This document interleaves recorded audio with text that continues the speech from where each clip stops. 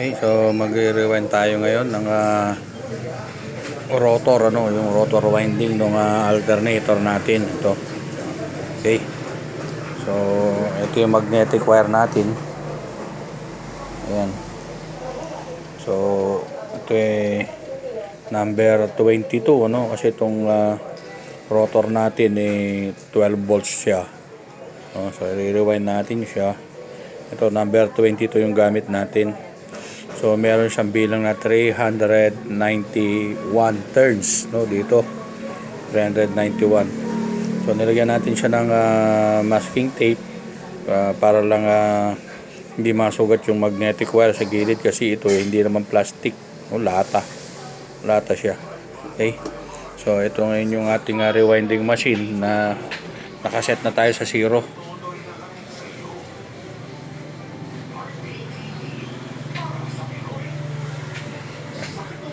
Okay. So, i-rewind na natin siya.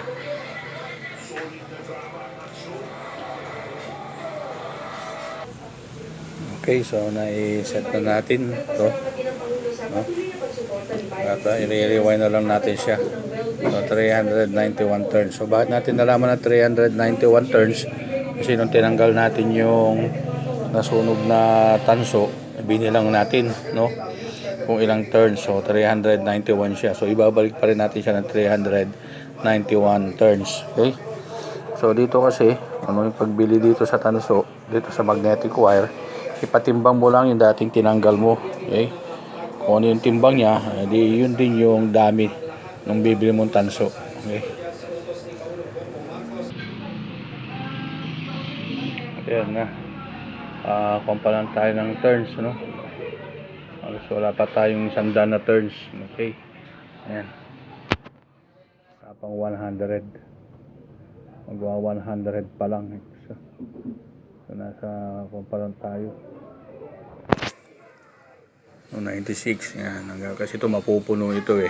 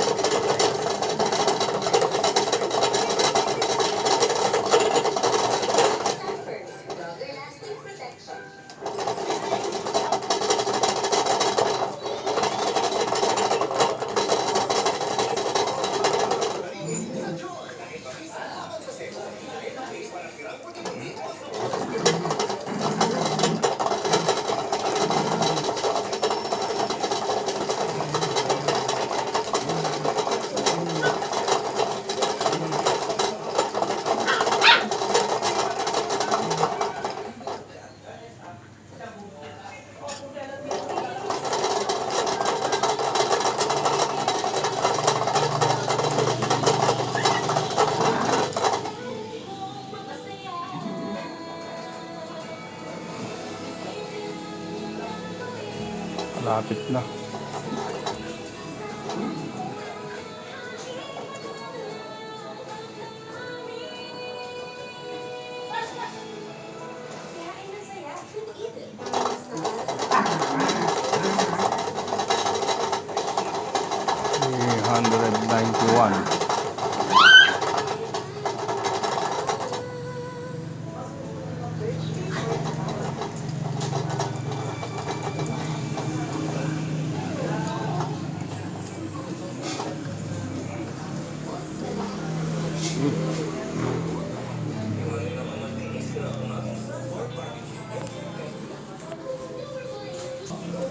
Okay, so nai-rewind na natin siya ng 391. Ayan siya. Medyo sinobran pa natin ng mga 8 ikot, 8 turns. So ito na siya ngayon, yung ating magnetic. Yan. Okay. Ayan, medyo malabo lang yung camera natin. Ayan, So titingnan ninyo, pagpas na sa 95, ipinamahabang kamay. So 398, samantalang yung maliit na nasa baba going to 400 na. Okay? Ayan. Okay, so 398 yung pagkaka-rewind natin. So okay lang yun. Di bali tayo sumobra ng bagya, huwag lang magkulang. Okay, so ito na, mga katek na kuha na natin siya. Ayan na. So ito, lalagyan na rin natin siya ng epoxy, no? Dito sa labas para sa gayon maging mas makapit pa yung ating magnetic wire, no? Kasi pag umikot na yung alternator, yung rotor, baka magkalas-kalas ito kapag wala tayong pandikit na ilalagay. Okay, so didikitan na natin siya nitong ating epoxy.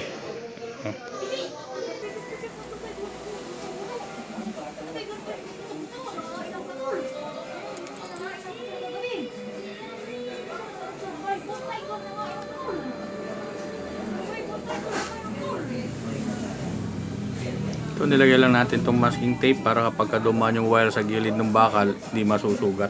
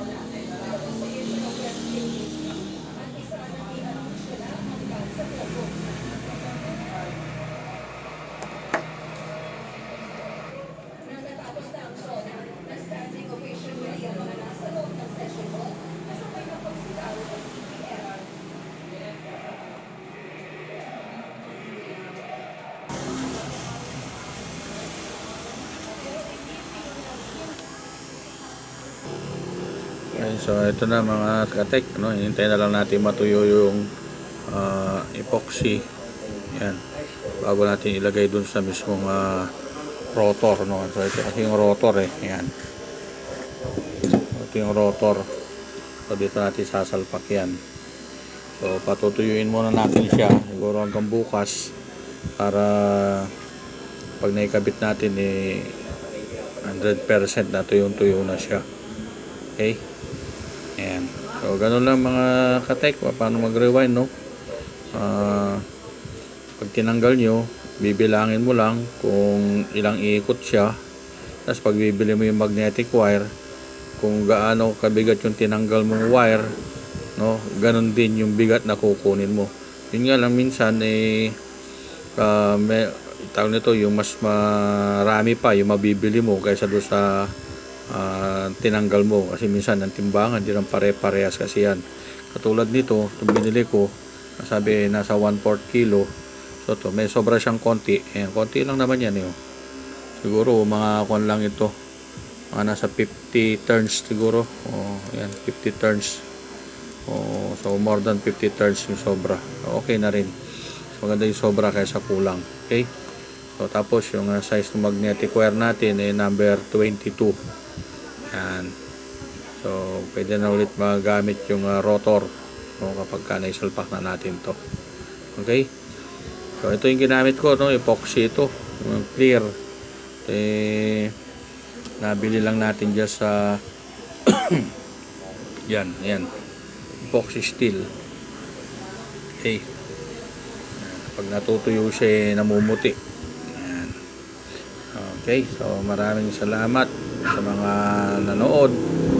Naway meron tayong natutunan na dagdag kaalaman paano mag-rewind itong ating rotor, no?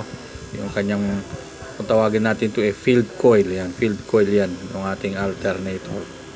Okay, so yung mga hindi pa nakapag-subscribe sa aking YouTube channel, no, yung Yantok DIY, subscribe na kayo para may mga video kasi tayo doon na mga na-upload sa palagay ko marami kayong matututunan, no?